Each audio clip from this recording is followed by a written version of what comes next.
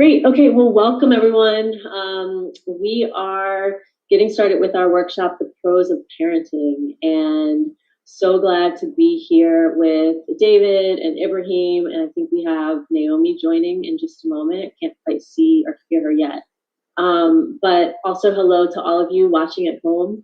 This is going to be an opportunity, even though you're not here. Hi, Naomi. Welcome. We can't hear you yet, but sometimes it just takes a moment for the audio to kick in. So if you're watching at home, even though you're not here, you are participating. So go ahead and get your notebook and something to write with, and go ahead and you're welcome to follow in with the writing prompts and some of the information that I'll be sharing with our participants here on Zoom. So hopefully Naomi will come back in. But I was asking Ibrahim and David earlier just to take a moment to think about what brought them here today. It's no small thing to take an hour out of a weekday to come and take time for yourself to write. So I'll be curious to hear from them in a moment what brought them here today, and also some of their favorite people who are writing on parenting. And that'll be something that you all can use to introduce yourselves. Naomi, welcome. Can you hear me okay?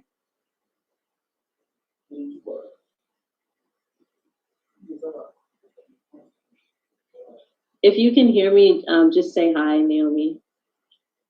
Hi, I can't hear you. Make sure that you're not. Are you muted? Yeah, sorry, okay. I was muted. Awesome. I'm at home with the baby, so I don't want you. You know what? Welcome. I mean, that's what we're going to be talking about as parents. Okay. All right. Cool. Here. And I was just saying, Naomi, I'm going to take a little bit of time to introduce myself and to go over what our objectives are today. Okay. And in the meantime, I put out 2 questions earlier, which are what brought you here today, and who are some of your favorite people who are writing about parenting across genres. So it can be creative nonfiction, journalism, fiction, poetry. Just who do you like to read who writes about parenting? So let's go ahead and get started. Well, first of all, I just want to thank you all for taking this time to be part of this conversation today. It's, we're your parents. I'm assuming you all are parents. So it's no small feat to, especially in our current conditions, to pull yourself away from the task of parenting and working to invest in yourselves and just take time for yourselves in the middle of a weekday. So thanks for doing that. My name is Dani McClain. I am the library's writer in residence for 2020, which means that I get to host a bunch of great events like this for the Cincinnati and Hamilton County Public Library over the course of this year. I am particularly interested in talking about parenting for a number of reasons. I am a parent. I'm a mom. I have my daughter's 3.5. And I wrote a book when I was pregnant with her. I decided that I wanted to write a book about mothering, and I did. And it's called "We Live for the We: The Political Power of Black Motherhood." And I'll talk a bit more later about what prompted me to write that book and what I set out to do in the course of that book. So, and I should also mention that I'm a journalist. Prior to writing that book, I've been covering reproductive justice organizing at this point, I've been doing that about 7 or 8 years, which means that I'm covering the work that people do to really, protect and advance our right to have children, to not have children, and to parent the children that we do have in safe and healthy communities. I think a lot of times when when reporters are focusing squarely on reproductive rights or reproductive health, they're talking a lot about abortion and contraception. These are important things to investigate and to write about. I was interested in bringing in parenting into that mix. So we talk about, if we do decide that we want to have children, what are the ways that we can make sure that we are providing for them in the ways that they deserve. And sometimes that's like an individual task. That's the question of like, what are we doing as individuals? But often that's a question of like, what is the society in which we're raising them, and how are we accessing the supports that we need so that we can give them the education and the health and the the kind of general nurturing that they need and that will help them thrive. So what we're going to do today is as follows. I'm going to talk a little bit more about the work that I've done on parenting. And then we're going to quickly get into some prompts that will get you thinking and writing about what interests you. And we'll take some time to do that, and then we'll just come back and share if you're comfortable. It could be that you tap into something that you're not comfortable sharing with the group or on a Facebook live feed, and that's also fine. But I want this to be a true workshop in that you will have an opportunity to do some writing, to share it, and to get feedback from the rest of us about your writing and ask any questions that you might have about how to advance that writing and take it further. Yeah. Okay, it looks like we have someone else joining us, which is very exciting. Hello. Hi. Hi, Amy. I don't mean to interrupt. I almost forgot to come. There's no interruption. You're welcome. You've got a little very cute child on your lap resting, so you guys are both welcome. I was just laying out what our objectives are for today, and I want to go ahead and get us started. I had asked everybody else as they were joining to think about what brought them here today and also who their favorite people are who are writing on parenting. So if you could each just introduce yourselves and share how you responded to those two prompts, I would appreciate it. And Amy and everyone else, you want to make sure that you have a notebook and something to write if you don't already.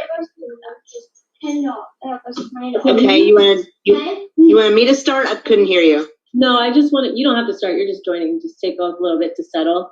But I was just wanting to make sure that you have a notebook and something like that. Okay. All right, who would like to get us started? Introducing yourself. Okay. And Anna, what would you buy at the store?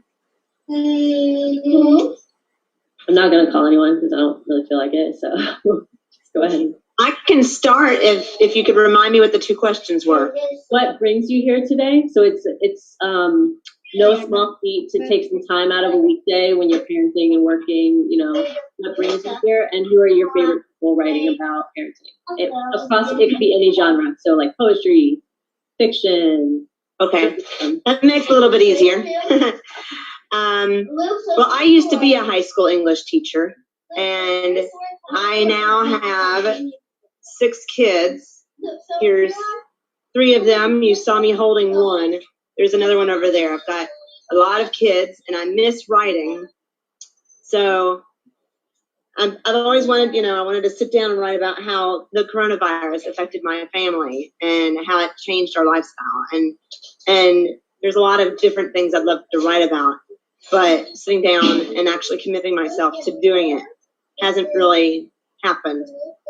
And then as for my favorites, this is what I just got this in the mail today. It's the 4th edition. It's backward for me. I hope it's not backward for you. No, we can see it. The Well-Trained Mind. Yeah. Yes.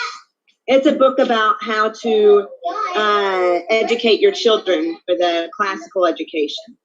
Because right now, I was already homeschooling my first kid. Now I'm homeschooling all of them, So I'm getting myself educated on how to educate my kids, different philosophies of it.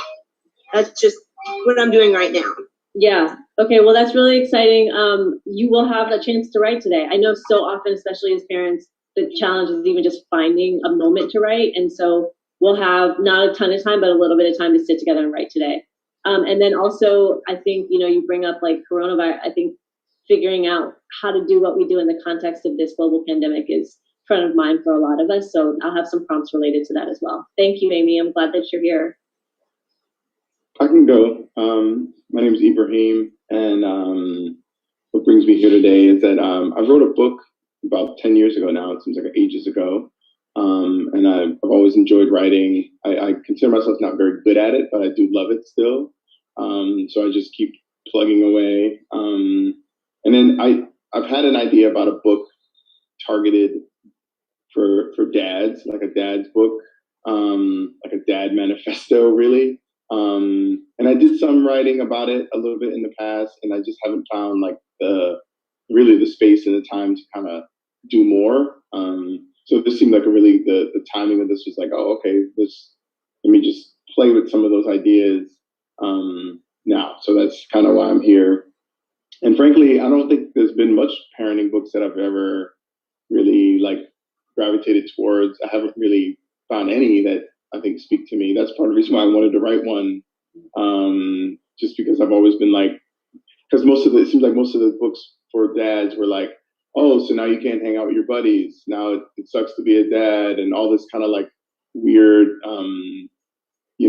and then also, anyway, so then there's this notion of like, toxic masculinity and how we've come to show up. And so I really think that there needs to be some kind of tools for heterosexual couples or men that are in those types of relationships that anchor them, to give them some like a roadmap for how to be present and to be able to actually hold the space in a good way. So I think there's almost nothing really for us, and so that's why I'm here, to sort of play with that. I'm glad you're here. I've had the pleasure of reading Ibrahim's writing for the past like 15 years, maybe 20 years. It's been a long road. And it's not very good. It's still not very good, but I'm still plugging away. No, I mean, I was at that lunch conversation about Green Bean, your book, over a decade ago. So yeah, I'm so glad you're here. Great. Who next?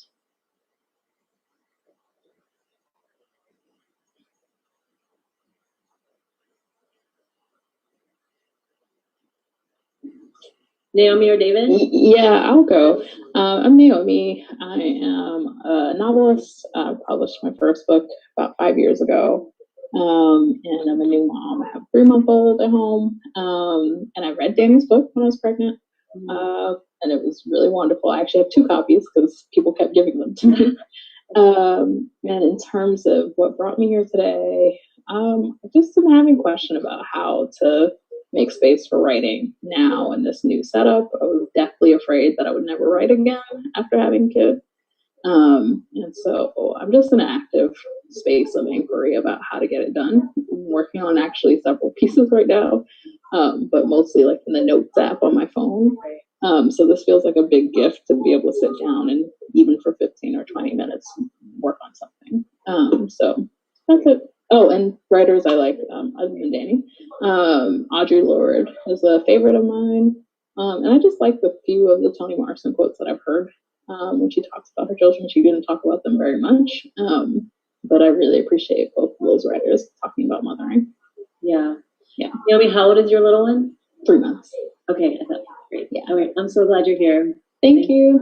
Yeah. And I'm sorry, I forgot to mention I have 3 sons. I have an almost 9-year-old, almost 8-year-old, almost 7-year-old, and a 4-year-old. David. Hi there, everyone. Thank you for letting me join you.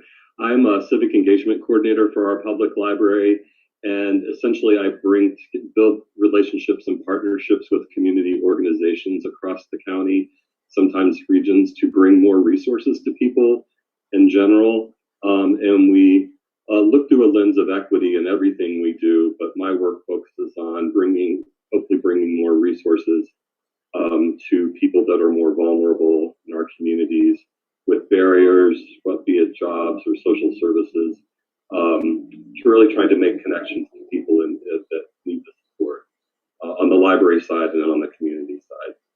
So that's an honor. And another honor I have in my job is for the past number of months, I've been coordinating and working with Dani to schedule these events. And it's just been a pleasure to get to know Dani more. And the podcast, I hope you all have been listening to the podcast and so on. And why I'm here today is at my stage in life, as a white man, I am committed to listening to other perspectives all the time, all the people around me. It's really important for me to listen. So essentially, I wanted to hear what all of you will be talking about in your experience with family. And I'm sorry if it's kind of a deterrent, but I'm not a parent. I have 2 cats. But Dani's writing and has been encouraging me to think about my upbringing and my experience and what shaped my worldview, which changes all the time, of course. But now I'm of the age I can reflect on my 20s, and I'm kind of like, I don't think I was a bad person, but why did I view the world that way then?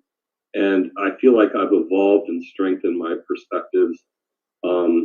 I look at my privilege and my experience, and all of that leads me to wanting to listen to all perspectives around me. So I just feel more informed about what's like. I think you mentioned, Danny, the society in which we're raising children and social influences. I'm really thoughtful, reflective about all the social influences, and just listening to other perspectives. And the one writer I want to mention is Daisy Hernandez, because your podcast a few weeks ago, just what she was saying, but how she is going about writing her autobiography and talking to her mother in small chunks, so that it's not overwhelming or overly analytical, feeling more organic and personal. My parents are 89 now, and I'm blessed that they're with us and healthy. But my mom is starting to share stories with me that she never shared before. So I kind of liken that to Daisy, of her approach of kind of prodding her mother in gentle ways to talk about the parenting experience and what shaped Daisy in her writing and her worldview and all that. So I'm here to listen. I'm here to listen to how you are working with your children and raising them. I guess I'll just stop there, but I really value other perspectives.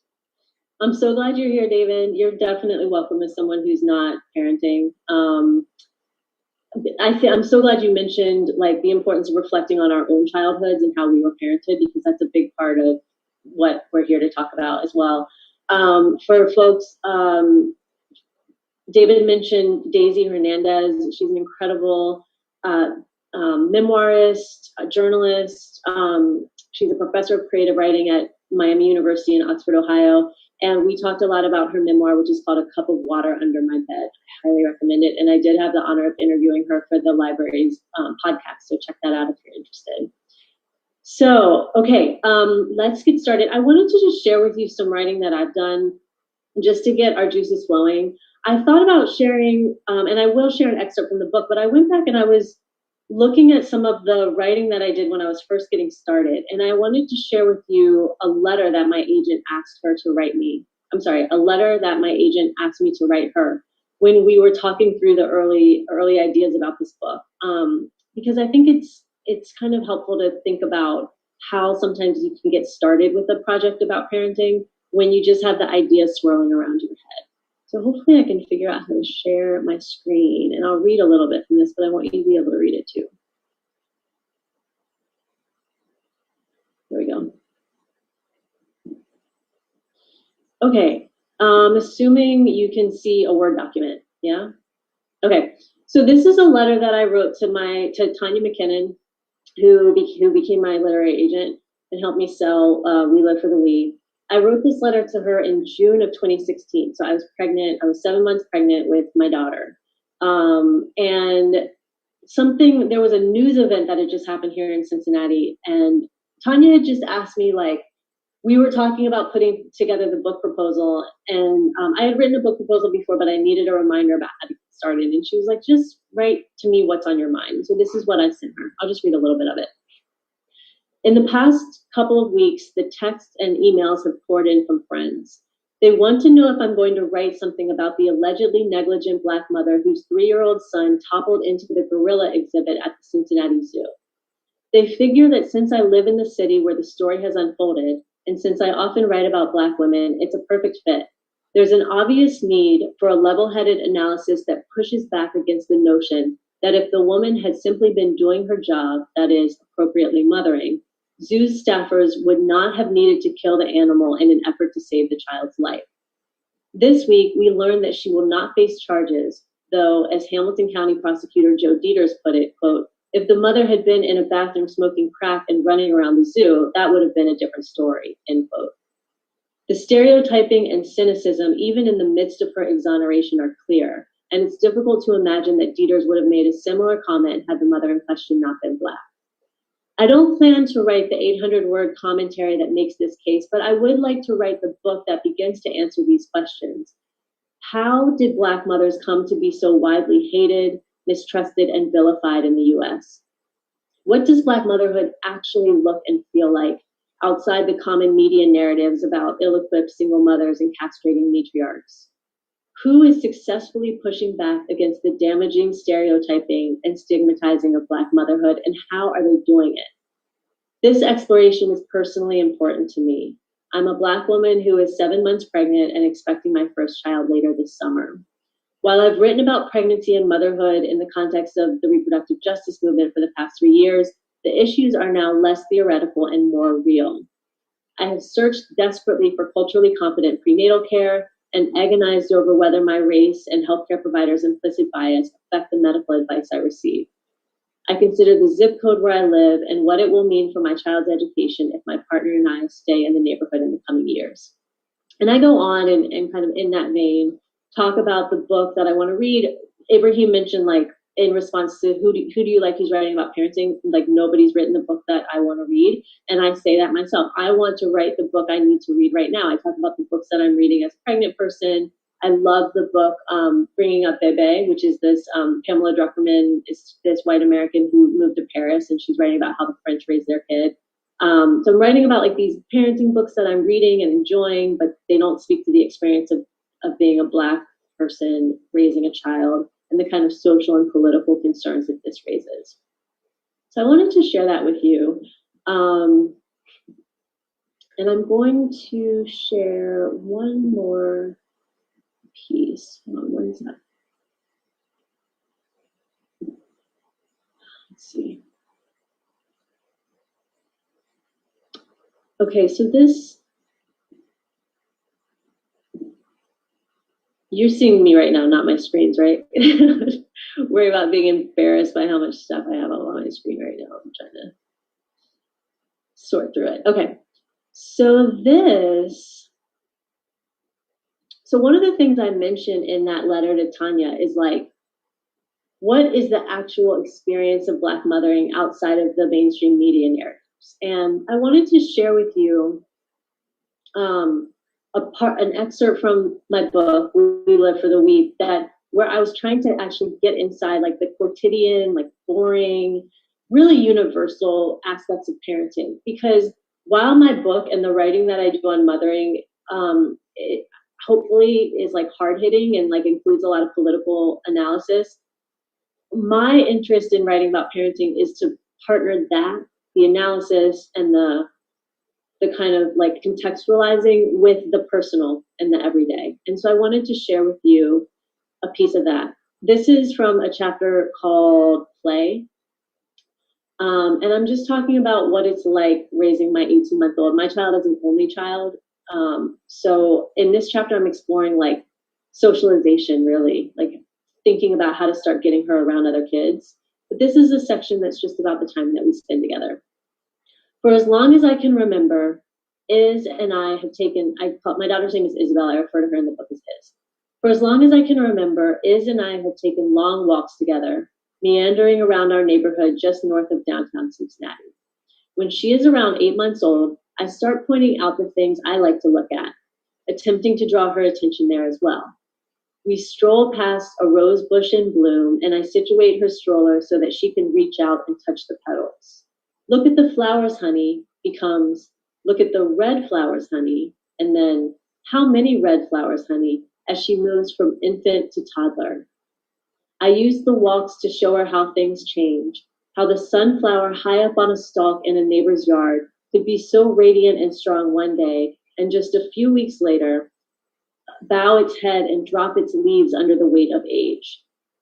When she is around a year and a half, she starts to express her preferences on the route, first pointing in a particular direction, grunting, and whining for a bit if I choose a different path.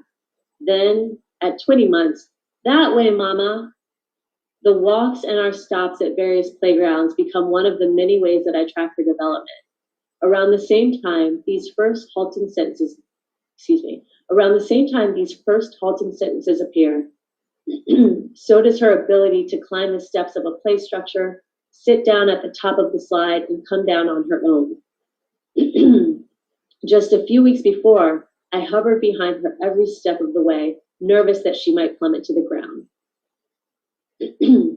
And of course, we're always reading. It's fascinating to watch what from a book burrows into her memory.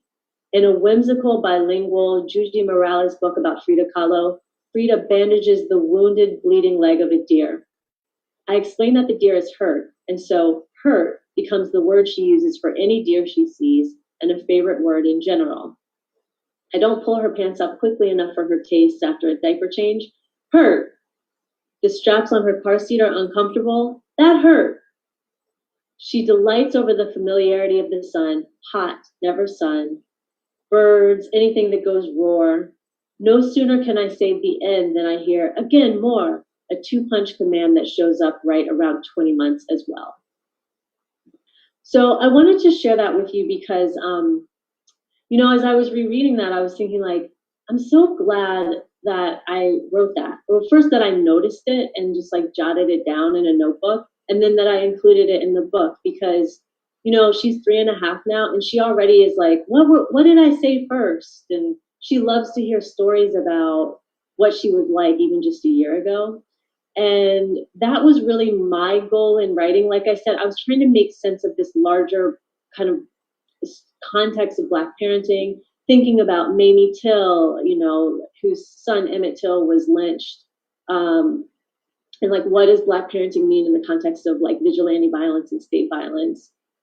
And I wanted to grapple with those things. And I also wanted to acknowledge just the simple joys and learnings that go along with raising a child. And so maybe one of those things speaks more to you than the other, but I just want to encourage you to know that there's space for all of it within your writing.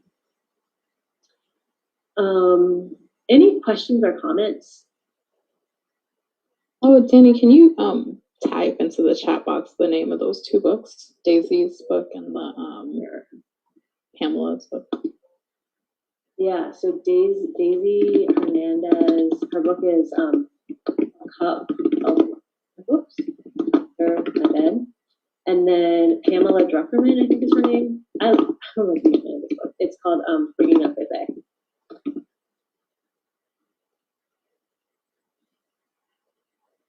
Can you see that, Naomi? Yes, thank you. Sure. Ibrahim? I guess I was just curious, like, do you ever feel like overexposed? like you're or like that it's not fair to is what you're sharing? Yeah, thanks for that question. I have not yet, I'll say that. I'm glad that, for my purposes, I'm glad that I wrote it when she was so young, because I think most of what I'm sharing is like quite universal. It's not that specific to her personality. I would feel different if I were writing now, and I would feel more protective of what I was sharing. I don't share any photographs. Nobody in our family does. Her grandparents don't, her dad doesn't. We don't share any photographs or videos of her on the internet. That's a choice around protecting her privacy. And I don't really write about her much. I have written articles about parenting since the book came out, but I really try to focus more on my experiences, the choices that I'm making, what I'm grappling with, than exposing too much about her in her life. Only she will be the judge of that when she gets older and can look back and say, like, why did you feel the need to tell everybody our business? Maybe she'll say that. But I try to be respectful. And I'm a very private person anyway, so I don't find myself having to like hold back things that I would otherwise want to share. But thanks for asking that, Ibrahim, because it's something that I think about a lot, about how to hold that balance. But that question, so also I'm glad that you said this, because this is something I wanted to make sure to mention. I wrote an article recently about the experience of being a single parent during coronavirus, because, I get a lot of support in child rearing from my mom. She's a huge source of support, and we don't live together. So Isabel and I live in one home, and then my mom lives elsewhere. Her dad lives elsewhere. and her paternal grandparents also live elsewhere. So the community of people that cares for her is really out. It's like me, obviously I'm her primary caregiver, but then there's like this whole community that lives in other homes. So this idea, you know, the public health guidelines that we've gotten in the past 2 months around like go in your house and shut the door, and that's what it means to be appropriately socially distanced. I was really like, I can't do that actually. Like, I just can't do that. So, because immediately I'm going to be overwhelmed and I'm not going to be able to do my work and parent her by myself 24/7. So I wrote this article about how do people who parent across households, how are we supposed to be safe in the face of this global pandemic? And I interviewed like epidemiologists and public health experts to try to answer that question around forming a bubble and like safety. How do you try to stay safe when you actually have to leave your home? And that is one example of like, I could have just felt embarrassed, right? I could have just been like, well, I'm a single parent, and like, I don't know, some people feel a lot of stigma and shame around that. And that could have shut down the inquiry. But one of the things that I lean into in writing about parenting is like, a lot of the things that we think are individual issues are often like structural problems that other people are grappling with. And so that's one way that I really push myself and like want, you know, something that really motivates me to write is like, what is it that's feeling heavy for me that's probably feeling heavy for a lot of other people? And is there anything that I can do by bringing my skills to bear on this question that could be useful to others? So I just wanted to I have a question. Yeah, Amy. Is that article or the thing you wrote about single parenting and across households, is that something you'd be willing to share? Because sure. I know of several people in a similar scenario that they just completely disregarded social distancing. And I'd be curious how you made it work. And these people I'm referring to are not close. It's more I'm witnessing from a distance. And I'm just curious, as I said, it's single parenting, and the daughter has to go live with different people at different days of the week. And I'm not sure how, I never really thought about how they could have made it work. So I'm curious what your perspective is. I just posted the link to the article in chat. It's called, so it's an article that I wrote for The Nation, and it's called, I don't know why I just, it's called I Never Felt Like a Single Parent. I never felt like a single parent, then the coronavirus hit. Okay. So I'm unmuted. So you were able to find a way to make it work for you? Kudos for that. That's impressive. Yeah, it's all about, so it's actually the conversation that more people are having now, as it's like as states are opening up and these guidelines are being relaxed, where people are like, well, how do I have friends? How do I date? Like, it's this question about forming a bubble across households, and then the agreements that you make with the people that you decide to interact with. So I basically started having, you know, my mom and I made agreements weeks ago about, okay, well, we're not going to see other people. So yeah, the article kind of goes into how we did it, how I did it, and options people can take. Okay, so I want to make sure that you all have time to write, because that is hopefully the gift of this time together. And I want to acknowledge the question from Facebook. Ashley D. Ferguson, thank you so much. We're going to come back and touch on that at the end. I love that question. Thank you so much for asking it. Okay, let me pull up. Oh, I do want to share one thing. Okay, so like I just said, you know, one of the things that got me into writing about parenting is, especially when you talk about motherhood, there's this idea that it's like not serious, right? It's like what's on the mommy blogs, and it's like, it's not serious journalism. It's kind of fluff. And as I said, to me, there are these kind of broader social implications about parenting for sure. And I wanted to get at those, because even beyond like the kind of individualistic approach that some people take toward parenting, like how can I resource hoard, or like, you know, parenting is like going on greatschools.org to see what the test scores are for the schools in a particular neighborhood and deciding if that's where you want to live. Like, people kind of thinking about parenting as decision making that's going to be of use to your individual family. I was interested in like, how can I be a part of a conversation that's more about parenting and community and like what we owe each other and how we can support one another. And I just wanted to share this tweet that I came across, because the next step beyond that is like parenting and social change, which is something that I'm really interested in.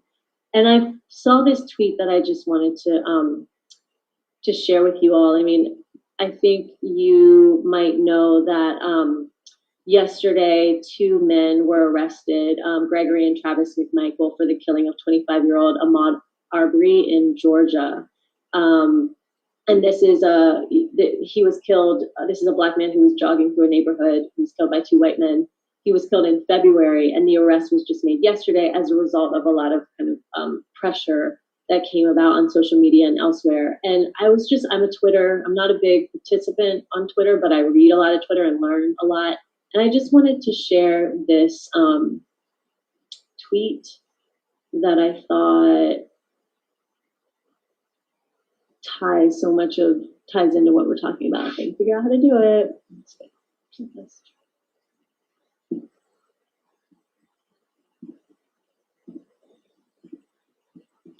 Okay, so here's a tweet from John O'Reilly.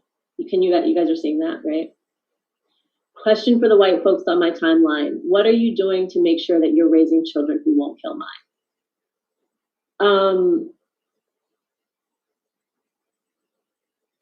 I think that this kind of speaks to something that David was mentioning about like the importance of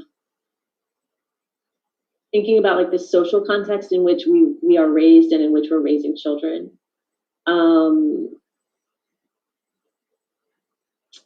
There are so many stories that there's so many ways to get into thinking and writing about parenting. And I just felt like it was interesting that this particular person immediately, and kind of taking in all this information and this breaking news about the arrest, as a mother, you know, as a parent, her mind went to like, how can I go beyond keeping my child safe? What are you going to do to help me keep my child safe? And really putting that question to white parents. And then it's like this great conversation kicked off in response to her tweet. As you can see, all these interactions, 21,000 retweets, 73,000 likes, and then a white parent immediately saying like, well, this is what I'm doing, you know? So I really just say this again to reiterate that when we think about parenting, it's so much more than how do I choose the school that's right for my kid? Or, I mean, that's a critical question, but I just am so interested in more and more writing about parenting that thinks about how we are operating in relationship to other parents and other families. So just wanted to share that. Okay, let's get into the writing that you guys are going to do.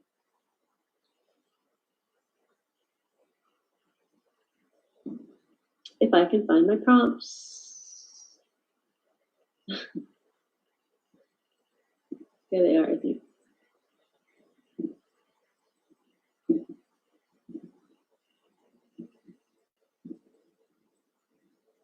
Okay. So here are some options to get you going in the next 15 minutes that we're going to take to write together. So it could be that that the earlier question of what brought you here today feels very alive to you. I'm jumping down to number 5 actually, and starting with number 5. Maybe that feels really rich to you, and you want to write about that. You know, how can I find more time to write about what I'm experiencing? What was my own childhood like? What do I really want to say to dads? How can I educate my kids during this time that I have with them? So if that feels alive for you, go for that. If not, the first 4 are some prompts that I offer you. 1, how have the past 2 months since the stay-at-home order came down, how has this time changed your thinking about parenting? How has this time changed the practice of parenting for you? So not just how you're thinking about it, but actually what you're doing on the day-to-day. What are you proud of in terms of the parenting that you're doing? Or where do you notice fear, anxiety, shame, or regret arising with regard to your parenting? So let's take some time to write about that.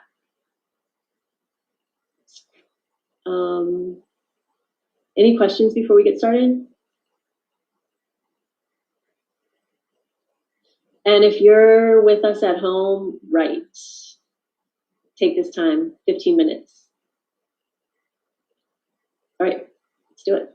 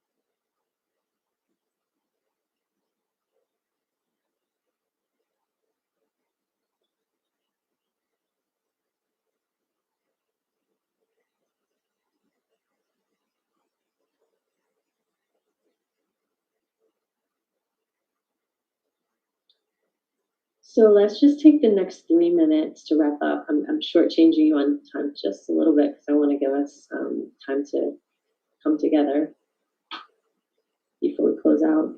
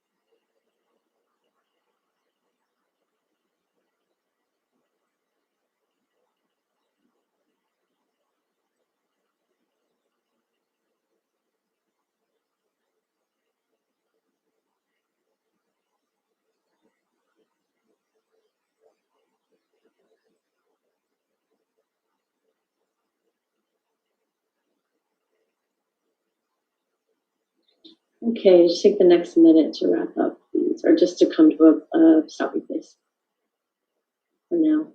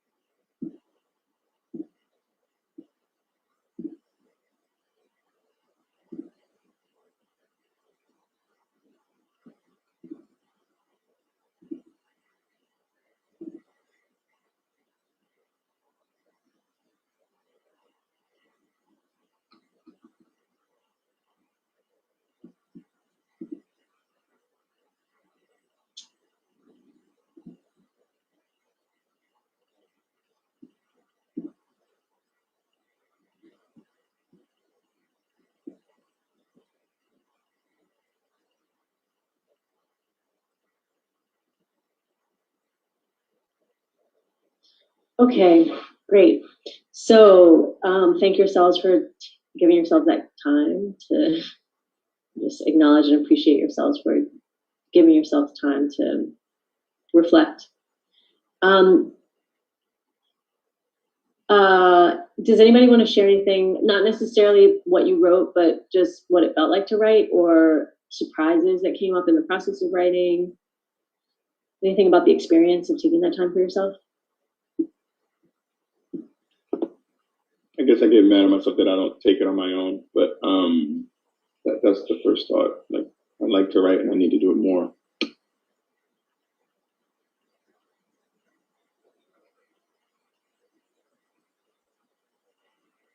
Other thoughts? For me, it definitely feels like a relief. Like when you start to think about things and listen to others, I start to kind of feel like it bottling up inside. Maybe it's because I'm thinking of so much at once and reflecting on memories of my family and being parented, but there's a magic kind of feeling when you actually start to put it down on paper, like, for me, sigh of relief. And then now I think I'm have a number of ideas I'm going to be thinking about for this afternoon and evening. Yeah. So it's definitely cathartic and sparks more deep thought. That's so great. Yeah, I would say, Naomi and or Amy, anything come up for you as you took that time? Yes, you're going to laugh, the homeschooling mom in me. Wow. Got a whiteboard? Get it. I live by dry erase boards. We got like 8 of these in our house. And you notice that I had to change rooms. I'm now sitting on my child's unmade bed because I went through 3 IEP meetings today on this bed. It's the only non-bunk bed we have in our house at the moment. But I changed rooms because I was writing about my kids, and I don't want my 11-year-old to hear every word. We will not. I don't believe we'll get cut off at 3. I've sat through enough meetings, but I don't. My 11-year-old is probably standing right outside the door. But I was writing about my parenting of my 11-year-old, and it felt so good to put it on paper. And I think that's part of why I haven't written. I come from a family of people writing. So many family stories. None of us have ever officially published and sold, but so many family stories. My grandparents writing about their grandparents, and my mom, who had 10 kids, writing about all 10 of our pregnancies and labor and deliveries, and all these people writing. And I'm like, I've got to do that. I'm already forgetting my stories. And to put down on paper just felt really good. And my kids were shocked that I could write so much so quickly. Great. How you feeling, Naomi? I'm good. I really appreciated this, especially I took on the question of, where you feel proud in your parenting and where you feeling shame and anxiety coming up.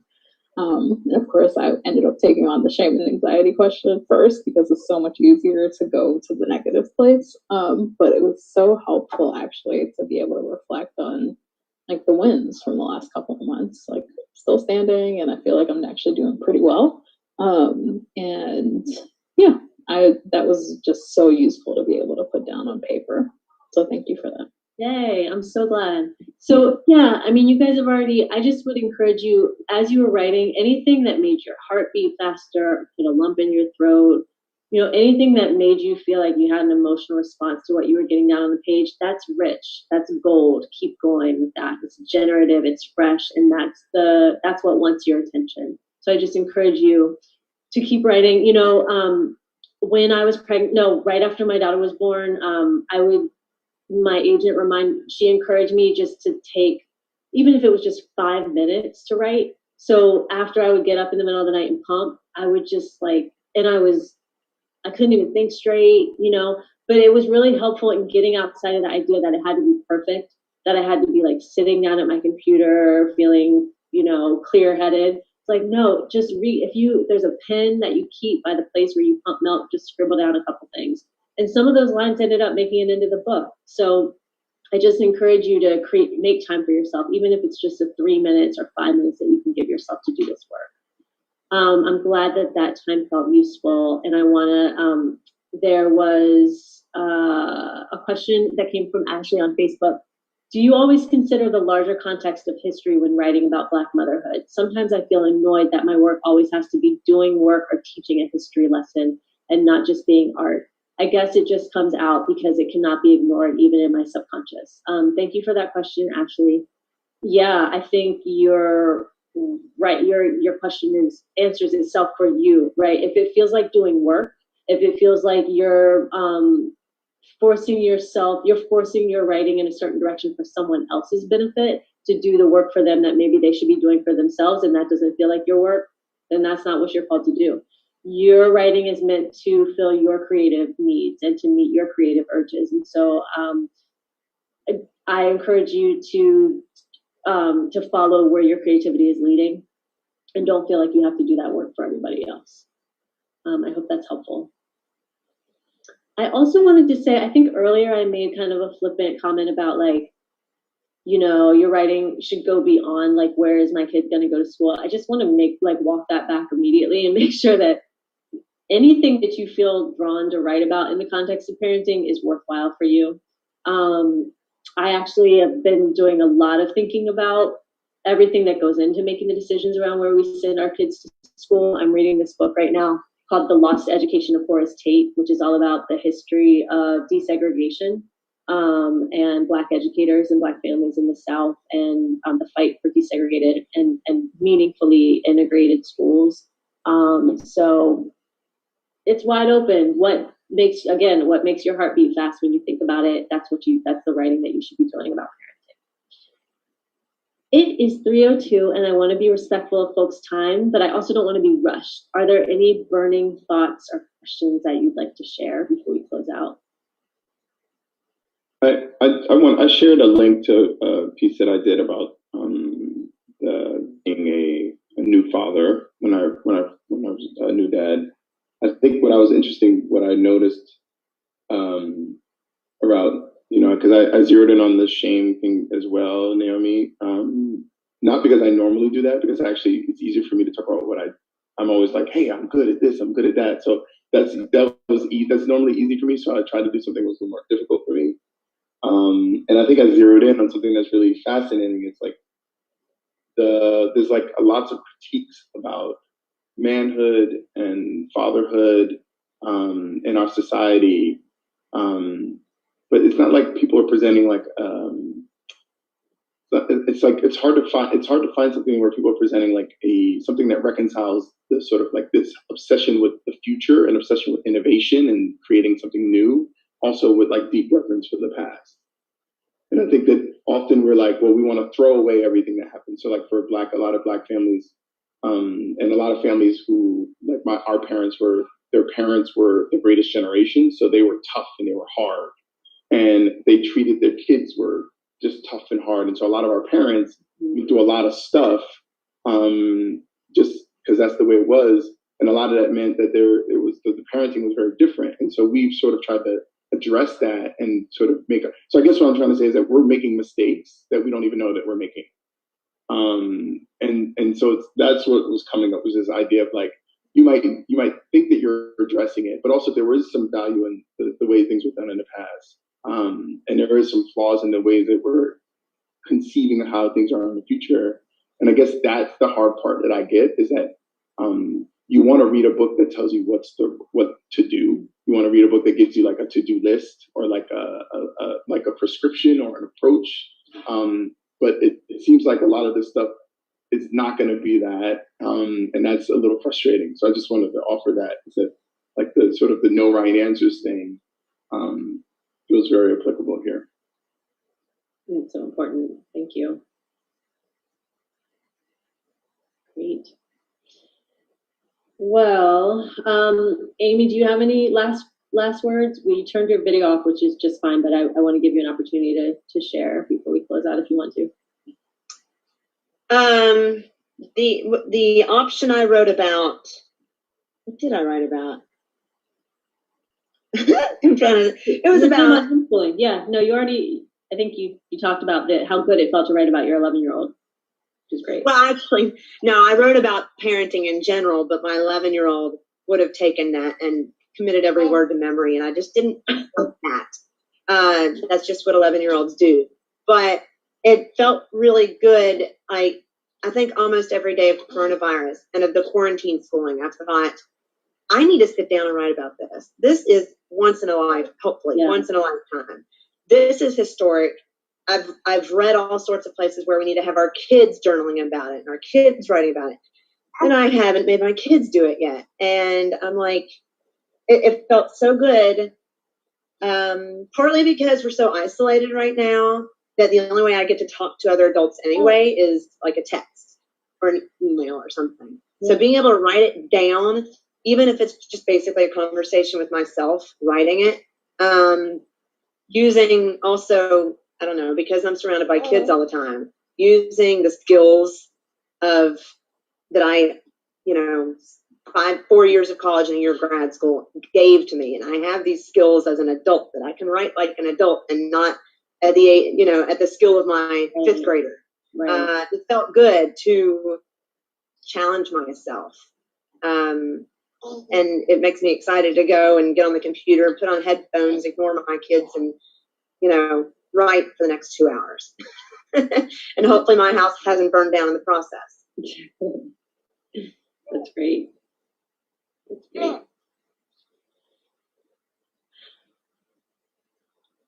Don't want to put you on the spot, David, if there's nothing you want to share, but also just want to give the opportunity before we close out.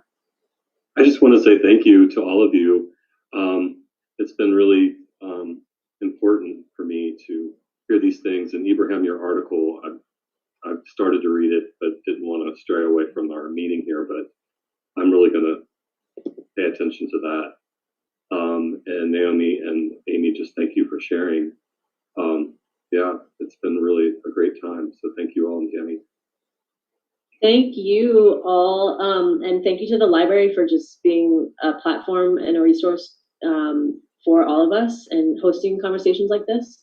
If you want to stay up on what the Writer in Residence program is offering, you can obviously keep your eye on Cincinnati and Hamilton County's library and all of their social media handles. But also you can follow me on Twitter at Dr. McClain or on Instagram at Dani_McClain. Thank you to all of you. Keep writing, make time for yourself. You deserve it.